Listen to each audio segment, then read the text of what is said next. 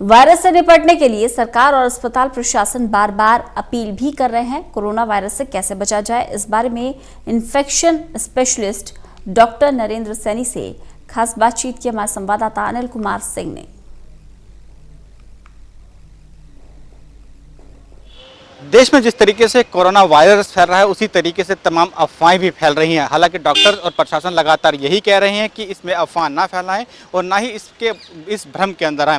हम बात करेंगे डॉक्टर नरेंद्र सैनी साहब से, जो इस कोरोना वायरस को लेकर तमाम तरीके की पहले भी कई सारी चीज़ों को बता चुके हैं कि किस तरीके से ये फैल रहा है और किस तरीके से इससे बचने की ज़रूरत है।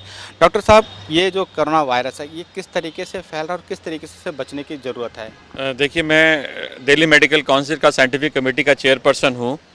मैं आप लोगों से कहना चाहता हूँ कि इससे घबराएं नहीं और अफवाहों की तरफ मत जाएं।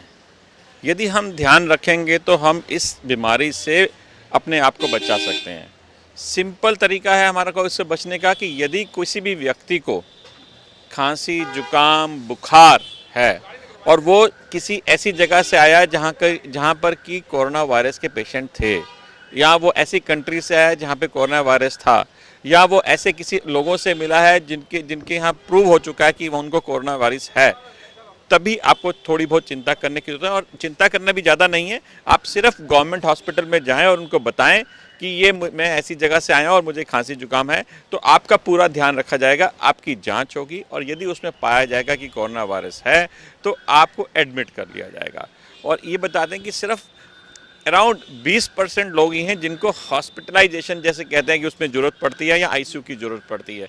बाकी सब अपने आप से ठीक हो जाते हैं और यदि जो भी कोई उनके साथ सिम्टोमेटिक ट्रीटमेंट की ज़रूरत है वो दी जाती है। तो घबराने की ज़रूरत नहीं है, लेकिन आपको एहतियात बरतने की ज़रूरत है। एक तो इन पेशेंट से दूर रहें जिनको ऐसा है।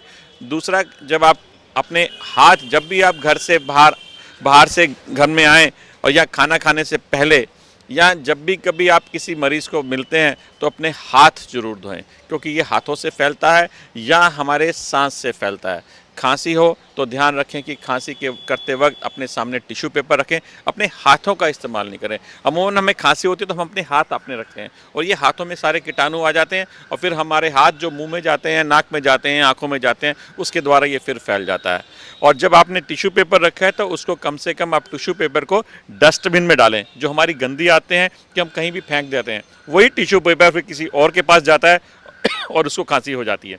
एक आखिरी सवाल, जिस तरीके से इसकी कहा जा रहा है कि अभी वैक्सीन इसके लिए नहीं बन पाई, क्योंकि स्वाइन फ्लू जब हुआ था तब इस तरीके की वैक्सीन नहीं थी, बाद में रिसर्च हुआ, इसकी वैक्सीन आ गई। अब कोरोना जो वायरस आया इसकी अभी वैक्सीन नहीं बन पाई है, लेकिन जिस तरीके से अस्पतालों में मरीज़ आ रहे हैं, क्या हमारे अस्पताल दिल्ली के खासतौर पर, क्योंकि आप उससे रिलेटेड भी हैं, क्या हमारे अस्पताल उस तरीके से तैयार है ऐसे मरीज़ों के लिए कि अगर इस तरीके से मरीज़ आते हैं तो उनके लिए पूरी फैसिलिटीज़ मिल पाएगी उनको?